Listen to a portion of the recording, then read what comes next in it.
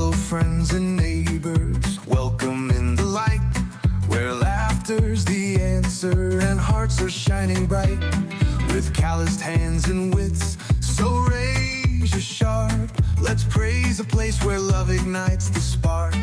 Hello, friends and neighbors, and welcome to Sunnyside. Well, it's a new week, and we've got some things happening at the end of the week that I'm pretty excited about.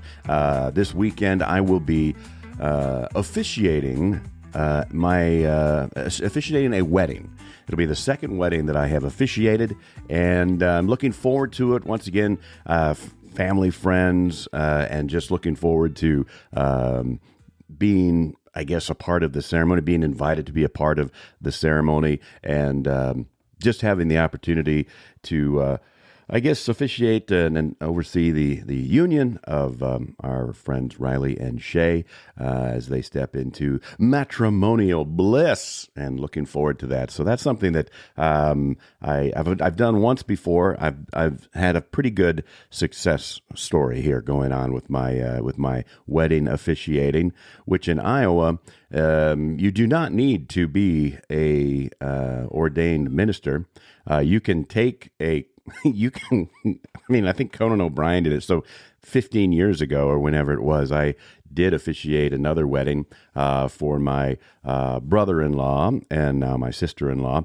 And so that wedding has stuck, and been pretty happy with that situation. So track record, pretty good. Not doing it very often, but look forward to being a part of it. And so, that's what's happening this weekend. So I'm preparing my deal for that. And when I said Conan O'Brien did a thing on YouTube, I did that too 15 years ago. And I was like, I think you have to be ordained, which is really ridiculous. Now that I've grown up in my faith and different things, I was like, I don't know if that's, so you can just make up things, and it's not even necessary in Iowa. It's just to be an official or an officiant of a wedding, you just have to sign as the officiant. That's all that's required in the state of Iowa. So I guess that was an unnecessary step that I took, and I'm glad that I'm not claiming to be any type of pastor or preacher. That's not my thing. I'm just a layman, man. But what a week it's been. Now, the good news is that for those of you who have subscribed to the newsletter, it has come out. It has come out today. Yes, it's 2 weeks late. I realize that. I know that. This is the story of my life. The story of my life is I can't write a newsletter on time or finish a building project on time. So, I'm not a contractor, but I do a lot of building. And, so if you were to hire me, which I'm not advocating or soliciting at all, it would take so long for me to get done with that stuff. Same thing with these video projects and other stuff, but it is out. There are 2 videos that are up. We'll post more. And if you're part of the newsletter, you'll get to see those videos because they are unlisted. And if you've got the link, you'll be able to see it. The only way to get the link, of course, is to be a part of the newsletter. And so this week we'll talk about, we'll introduce you to the cattle that we have and kind of the operations that we've got going, some future plans. And then, of course, we're also going to talk about hen holla. So that video is in the links as well. So if you're a member of the Sunnyside Farms newsletter, you'll get a chance to see in person what's going on. Now, eventually, I suppose we will release these videos in different formats or maybe shorter formats,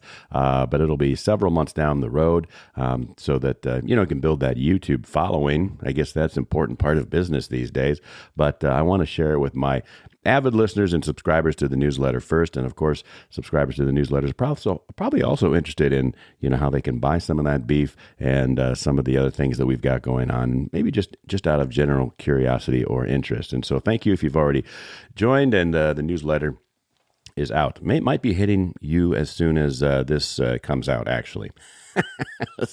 So there you go.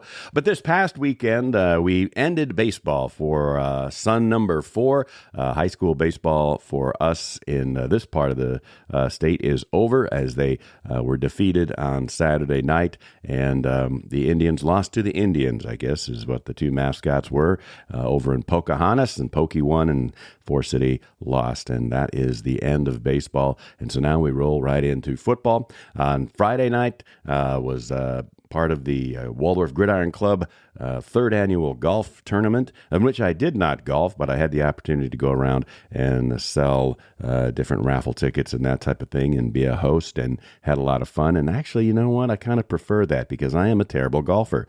I have a golf cart, so I was able to ride around and talk to people, but didn't have to do the hard work of golfing and getting frustrated on a regular basis. But on our way over to the game on Saturday, Heidi, my wife, wanted to stop by a little town along the way called West Bend, Iowa.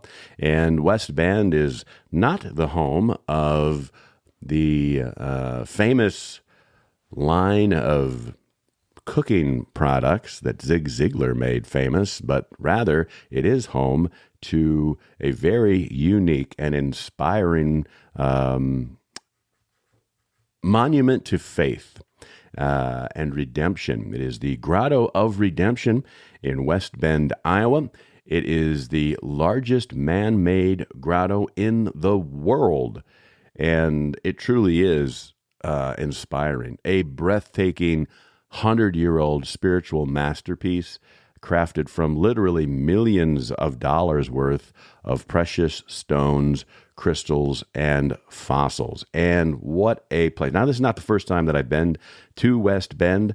I'd been there as a kid with my parents. I'd been there once before, several years ago. My wife and I passed through on another trip out to western Iowa and stopped and visited it.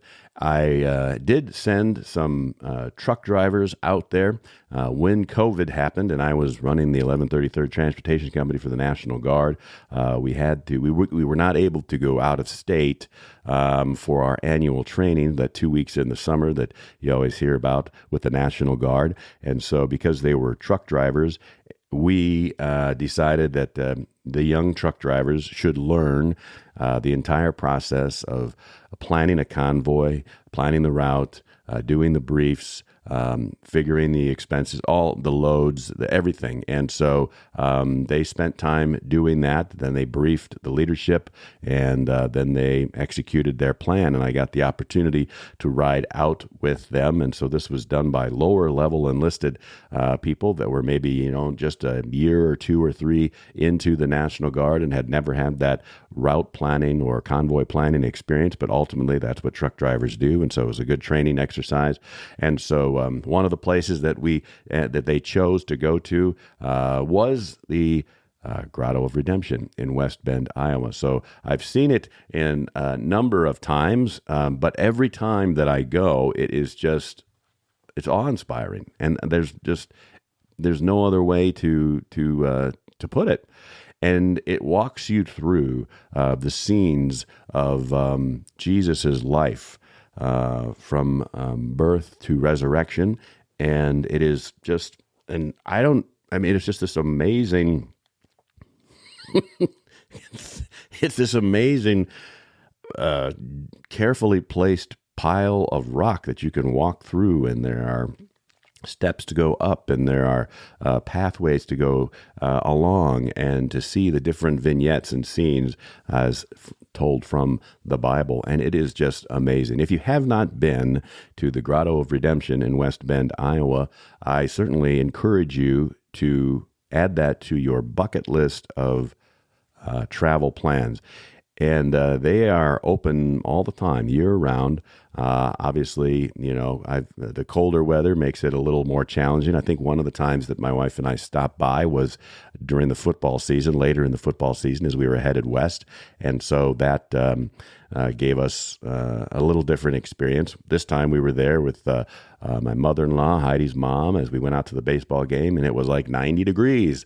And so much different. They have a beautiful pond that serves a purpose. It's beautiful. Hey, it's practical.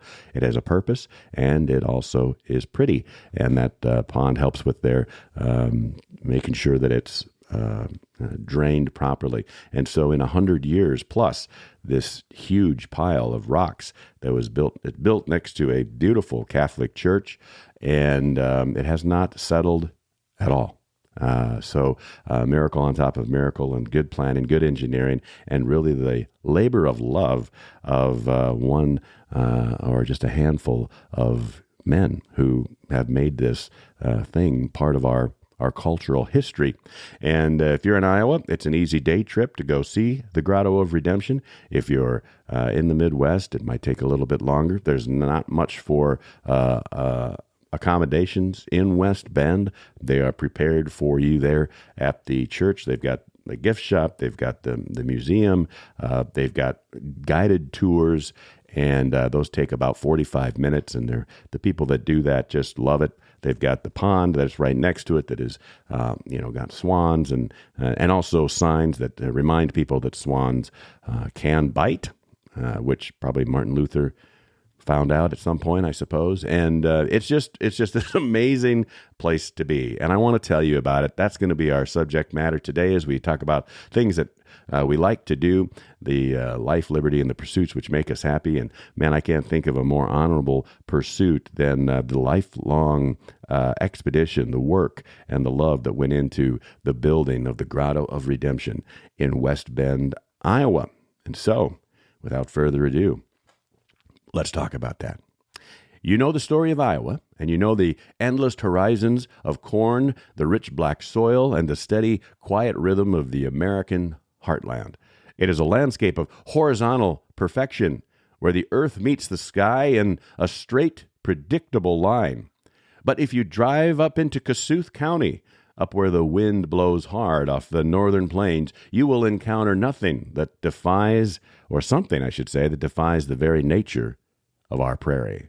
You'll see a mountain of stone rising out of the cornfields, a fortress of jasper, quartz, amethyst, and petrified wood. It is the Grotto of the Redemption. And now, let's talk about the Grotto. To understand the mountain, we must first understand the man. The year was 1897. A young German immigrant named Paul Matthias Doberstein?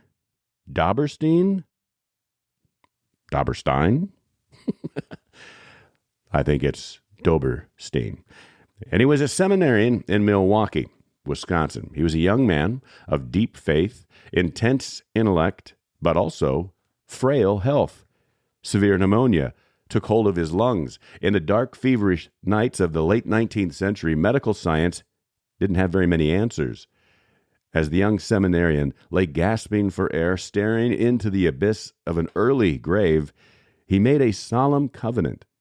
He turned his eyes heavenward and promised the Virgin Mary that if she would intercede for his health, if he were permitted to live and become a priest, he would build a monument to her honor.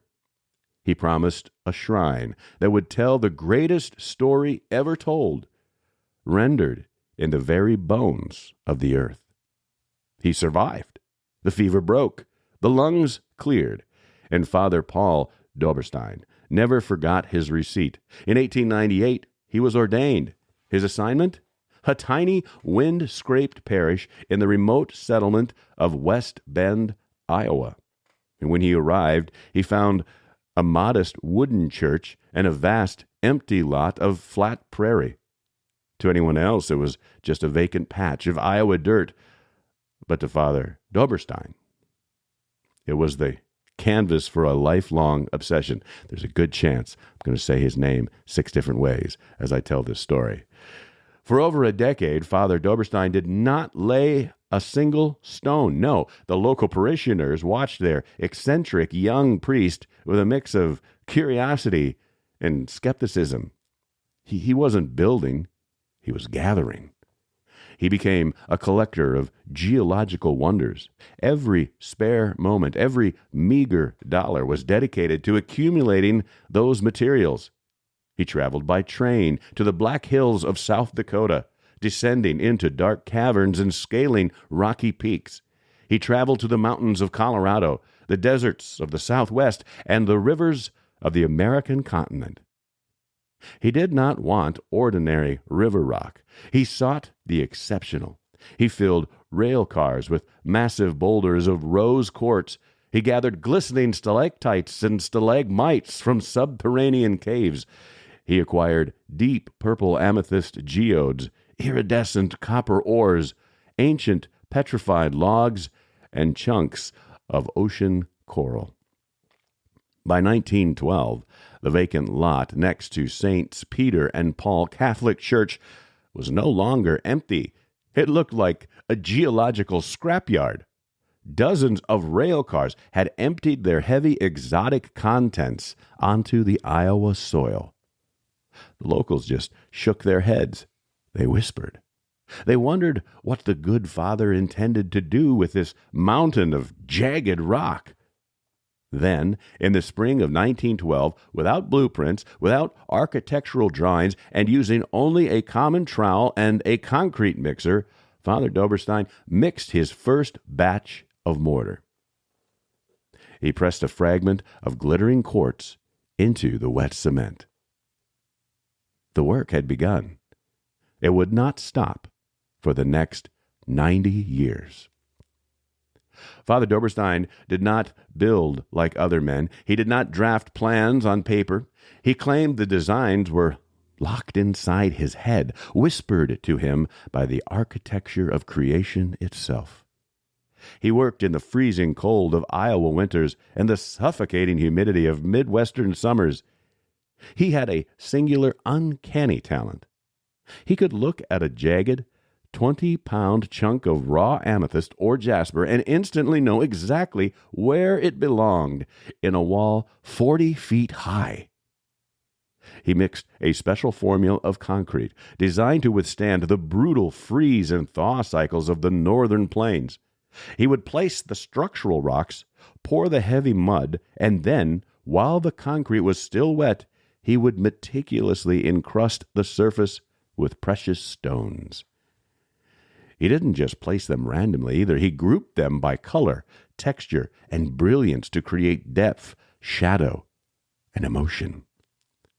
The grotto was designed as a physical manifestation of the spiritual journey. It was to be a narrative in stone, leading the pilgrim through the fall of man and the ultimate redemption offered through Christ. As the years rolled on, the structures grew. The grotto of the Garden of Eden, the grotto of the Ten Commandments, the grotto of Gethsemane. Each section was a separate chapter in a massive, sprawling book made of rock. The sheer physical labor was staggering. Father Doberstein worked 14-hour days. He lifted thousands of tons of stone by hand using primitive pulleys, wooden scaffolding, and sheer, unadulterated willpower. His hands grew calloused. His back grew bent, but his vision remained crystalline. A work of this magnitude cannot be sustained by one man alone, though Father Doberstein certainly tried. In the 1920s, a young parishioner named Matt Saranzinski began helping the priest. Matt was a quiet, hard-working soul who possessed a deep respect for the Father's vision. For decades, Matt served as the muscle, the steady companion, and the co-creator of this stone miracle, hauling rock and mixing concrete side by side with the aging priest. Then came the year 1947. Father Doberstein was growing old. His eyes, which had spent half a century discerning the beauty of crystals, were beginning to dim. His hands, though still steady with a trowel, were losing their strength. The parish knew the work was far from complete. Enter Father Louis Greving. Father Greving was assigned to West Bend as an assistant pastor. He did not ask to be a geologist. He did not train to be a stonemason. But when he looked out the rectory window and saw the aging pioneer still wrestling with boulders of quartz, he realized his destiny had changed. Father Greving became the apprentice. He learned the secret mix of the concrete. He learned how to see the stones through Doberstein's eyes. Under the elder priest's tutelage, Greving transitioned from a caretaker of souls to a shaper of rock. When Father Dobberstein passed away in 1954, at the age of 81, he left behind a monument that was already world famous, but still unfinished. The mantle fell entirely upon Father Greving and Matt Serendzinski. They did not falter. They continued to build, to expand, and to polish the vision for another 50 years, ensuring that the promise made in a Milwaukee hospital room in 1897 was fully redeemed. So today, when you walk through the Grotto of the Redemption, you are walking through a three-dimensional geological encyclopedia. Experts estimate that the grotto contains samples of over 250 different varieties of rocks, minerals, and fossils from nearly every corner of the globe. There are Brazilian agates, sliced thin to let the sunlight pass through like stained glass. There are massive green copper ores from Arizona. There are rare shells from the South Seas and fossilized sea life from ancient evaporated oceans. The financial value of the materials alone runs into the millions of dollars. The artistic and historical value, well, it's simply immeasurable. But to view the grotto merely as a rock collection is to miss the entire point. Father Dobberstein used the beauty of the earth to reflect the beauty of the divine. When you stand before the crucifixion grotto, the climax of the entire complex, you are looking at a structure that rises 30 feet into the air. It is encrusted with the finest crystals, sparkling in the Iowa sun like a constellation of stars brought down to earth. Within its recesses are life-size statues carved from pure white Carrara marble, imported directly from Italy. The contrast is deliberate. The raw, jagged, colorful chaos of the world's rocks surrounds the pristine, smooth, suffering purity of the marble figures. It is an assault on the senses, designed to provoke an awakening in the soul.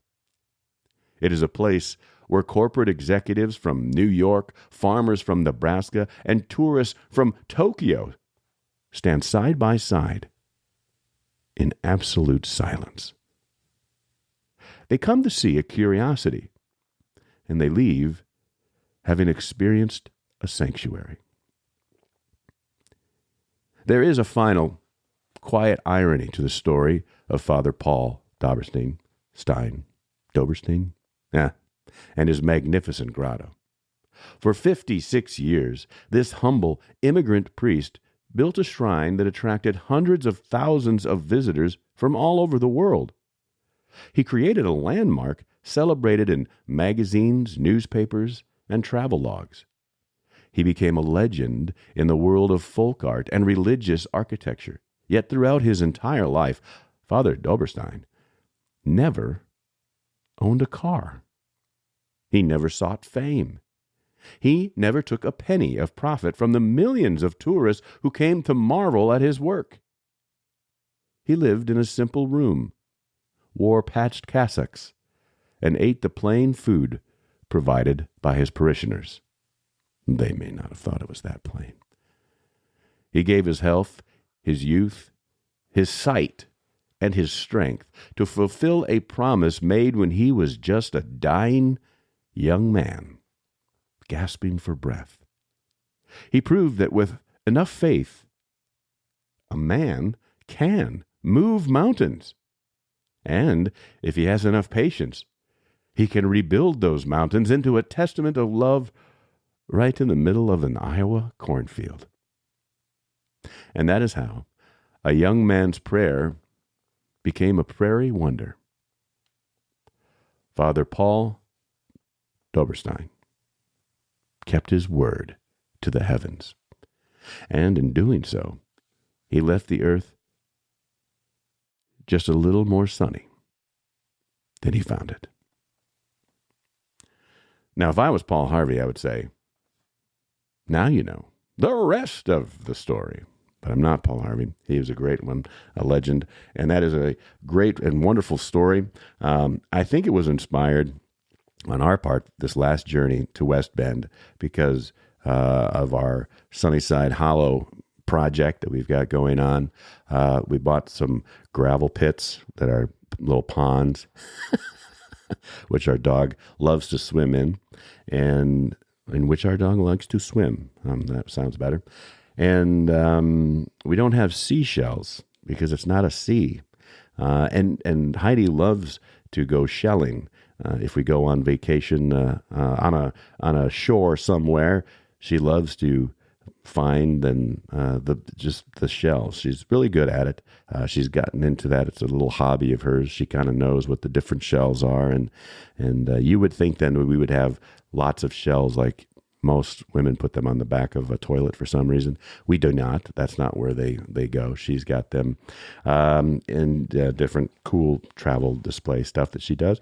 She's really talented at all of those decorating things.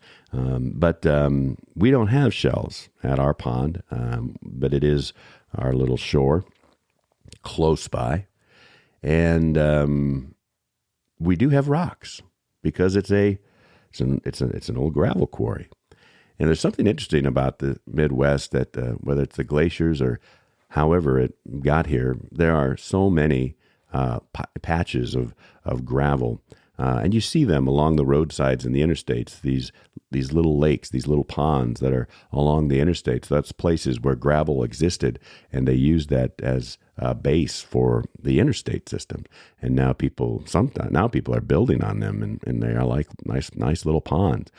We've got a couple of them that are nearby, and that's our Sunnyside Hollow project that we're working on to develop as pasture around it for our cattle, and just fun for our family and also for our friends as well. So we're looking forward to sharing some of those videos with you if you're a member of our newsletter, to hit that one more time.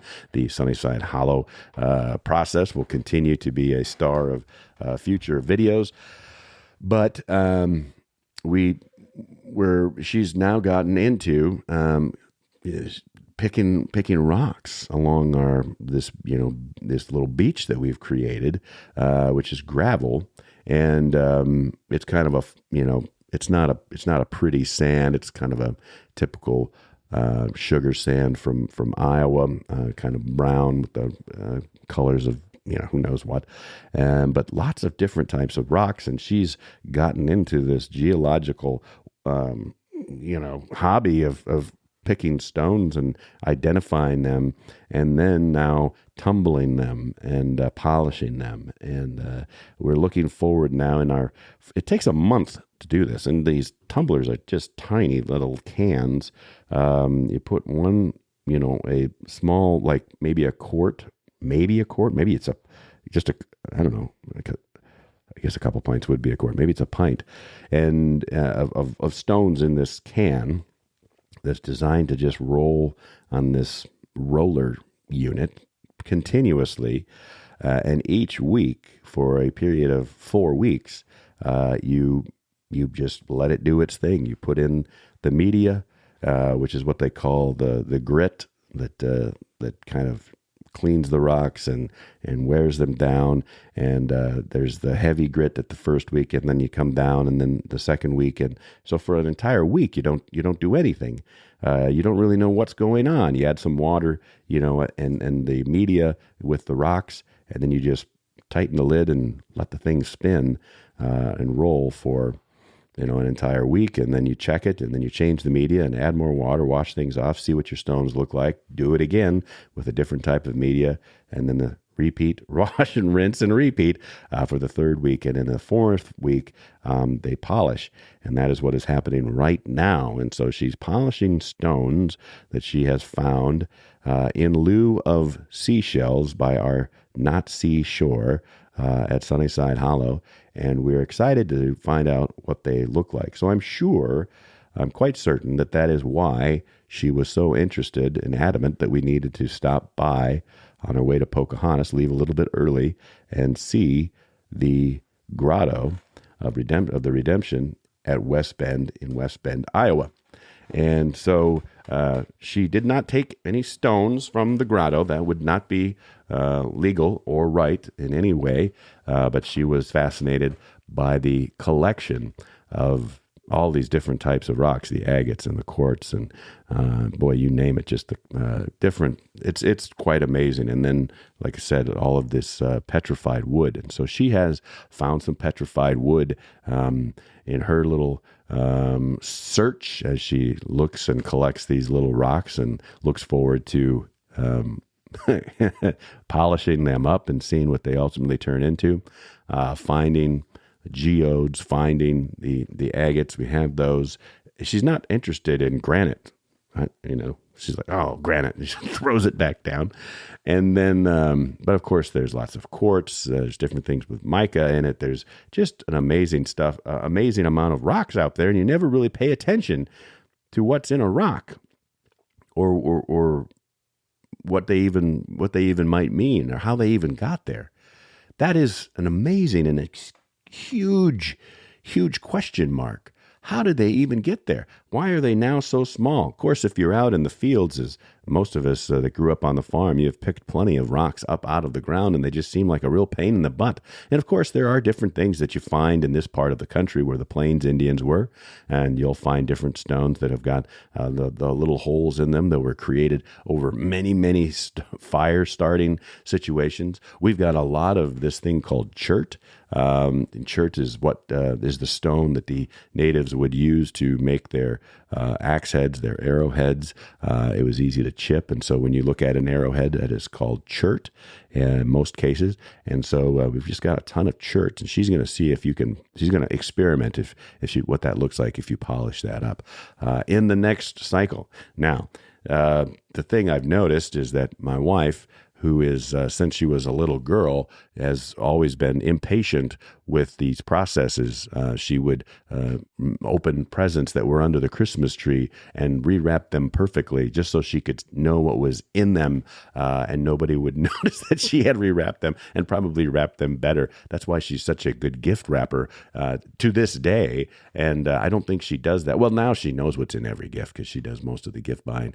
But this process that takes a month is really testing her patience, and what's so interesting about it is that I'm glad that she's into looking for rocks, looking for their special characteristics. I once found we've got a lot of stones around in our landscaping, and they're all field rock, and then some river rock, obviously, all that stuff. But what is the significance of rocks?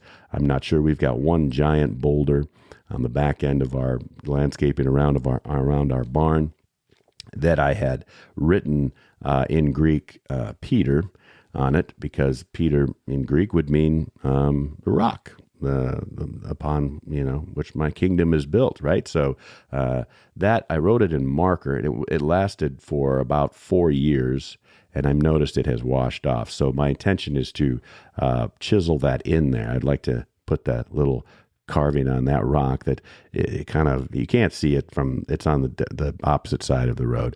It's a great big boulder, and I'm gonna chisel it in there. Got a little air chisel. I'm no Doberstein. Reminds me of the the old Mel Brooks movie, Young Frankenstein. So I apologize to all of the parishioners and the fans of the Grotto of the Redemption if I failed to say that German name correctly. I should have had it figured out maybe before I did this podcast, but I didn't. So what can you do? It's like the Bible in a year. When I read that, some pronunciations were good and some pronunciations maybe not so good, and but the story is still the same. And so whether it's chiseling, I'm no Doberstein, but I will chisel Peter in Greek into, they probably would prefer Latin, but I'll chisel it in Greek because it looks cool. You don't know what it necessarily means if you don't read Greek. Like I don't read Greek, I just know how to write Peter on there. That to me is another one of those little follies that we have going on. The opportunity to leave a mark on something that means something in this world long after you're gone. And boy, what better way to do that than when you say write it in stone, that is the message, isn't it? And stones and rocks and all of these things that have created the Grotto of the Redemption in West Bend really do that. You really do stand in, and you just stand in awe, and the age of these stones and how did they get there? Well, we know they were hauled in by rail cars in some cases, and searched about, or sent and delivered and gifted to the church to continue and to complete this project. And the love that it takes to keep this project going is phenomenal, and the volunteers that make it all work for that small community is amazing. And the church is not some, it wasn't like in 1897, it wasn't like a wooden church in the prairie. It's now a beautiful cathedral in that style, with some outbuildings as well, all beautiful, very, very beautiful. And I'm sure inside, from what I understand, I didn't go inside, but they have all of like the most valuable stones are in there in another grotto that is inside of the church itself. And so all of that is open to the public to view, to take a look at, and to ponder the truth of the story, the greatest story ever told, in stone, and in just the bewilderment of the amount of labor and love and decades, nearly a century of labor to complete. It took more than one lifetime in this case to accomplish, just to tell a story, to make good on a promise, and what a tribute. That's truly what it's for. That's making a mark and leaving a mark, more than just trying to chisel something into a boulder, and pondering where all these little rocks came from and what their story is and how they got here, just like you and me. What a wonderful, wonderful experience. If you haven't been to the Grotto of the Redemption in West Bend, go check it out, and make it a day. Maybe give yourself a couple hours to really, maybe 2 or 3 hours, maybe, if you want. Like I said, the guided tour, which I recommend, is like 45 minutes, and you get all the insights and stories and the correct pronunciation of all the people involved, for sure. A wonderful story and a wonderful day and a wonderful week as we look forward to going into the weekend and being an officiant at a wedding and starting a whole new story that hopefully is just as strong as the stones that I've just been talking about. And that is it for today, my friends. It's a shorter podcast. Sometimes we go an hour 20. This time we go about 40 minutes. I hope you have a great week. If you're a newsletter subscriber, enjoy that newsletter finally, and the videos that come with it. And of course, you'll get updates when we make new videos and post them, which we intend to do so you can stay up to date on everything that we've got going on here and see it for yourself on the sunny side of life. Until then, my friends, have a great week. Stay busy. Keep your hands calloused. Praise God. And of course, be the sunny side of someone else's life. When the shadows fall and doubts begin to creep, remember, together we're strong, never weak.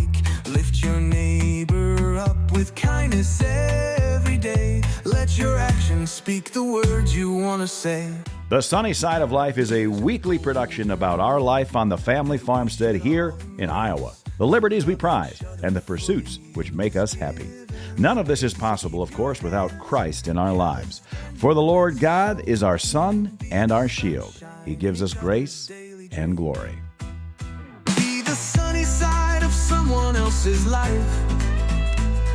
Share your light and joy through struggle and strife. Keep your heart open and your soul always bright. Together we will share this sunny side life. Be the sunny side of someone else's life. Share your light and joy through struggle and strife. Keep your heart open and your soul always bright. Together we will share this sunny side life. May the Lord bless you and keep you, and may the sunny side of your life in Christ be made evident unto you each and every day, and give you peace.